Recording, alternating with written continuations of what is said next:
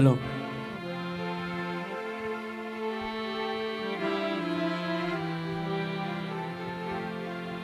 सर्पफणीवर कृष्ण नाचला, यमुनेच्या डोही. सर्पफणीवर कृष्ण नाचला, यमुनेच्या डोही. अशी अलौकिक कथा कुणी कधी ऐकलीच नाही. सर्पफणीवर कृष्ण नाचला, यमुनेच्या डोही. अशी अलौकिक कथा कुणी कधी ऐकलीच नाही. कालिंदीच्या पात्री होता डोह एक गूढ. कालिंदीच्या पात्री होता डोह एक गूढ. त्याच्याविषयी भयदवदंता जनी होत्या रूढ. कालियना नाक सपुलत्या जलाशयी राही. अशी अलौकिक कथा कुणी कधी ऐकलीच नाही. बळीभद्राविण कृष्ण एकटा सवंगड्या संगे. बळीभद्राविण कृष्ण एकटा सवंगड्या संगे. मुरली वादन क्रीडा यातच वनांतरी रंगे. निदात समयी चुकल्या कोठे वत्सासह गाई. अशी अलौकिक कथा कुणी कधी ऐकलीच नाही. त्या गाई तर तुषार्थ होत्या यमुनेवर गेल्या. त्या गाई तर तुषार्थ होत्या यमुनेवर गेल्या. काळ्या डोहावरी पोचल्या तुषार्थची मेल्या.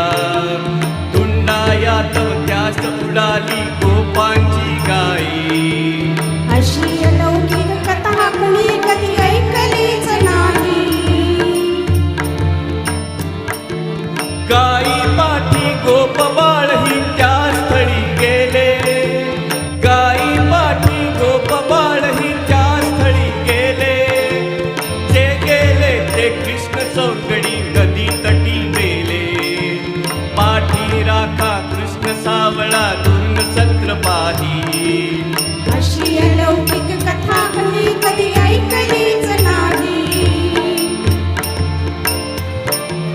कास घातली पितांबराची अधर धरी राती. कास घातली पितांबराची अधर धरी राती. दंड ठोपितो बाल मग तो शक्क दिशा होती. सवेग चढला कदंब वृक्षी जळी पुढी घेई. अशी अलौकिक कथा कुणी कधी ऐकलीच नाही. कृष्ण बुडाला. कृष्ण बुडाला. कृष्ण बुडाला. कृष्ण बुडाला. कृष्ण बुडाला व्रजी वार्ता आली. ऐकताच ते माय यशोदा मूर्छितच झाली. राम रोहिणी नंदाच्याही पळनुरले पायी. अशी अलौकिक कथा कुणी कधी ऐकलीच नाही. आणि अचानक जलपृष्ठावर चमत्कार झाला.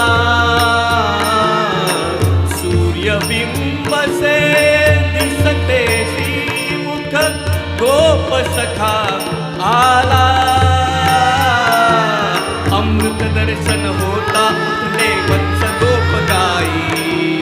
अशी अलौकिक कथा कुणी कधी ऐकलीच नाही. सर्पफणीवर कृष्ण नाचला यमुनेच्या डोही. अशी अलौकिक कथा कुणी कधी ऐकलीच नाही. सर्पफणीवर कृष्ण